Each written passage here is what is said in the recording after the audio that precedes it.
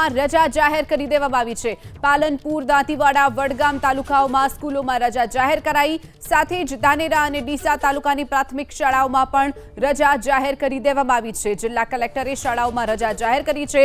તો સતત વરસાદ જે છેલ્લા 24 કલાકથી બનાસકાંઠામાં વરસી રહ્યો છે।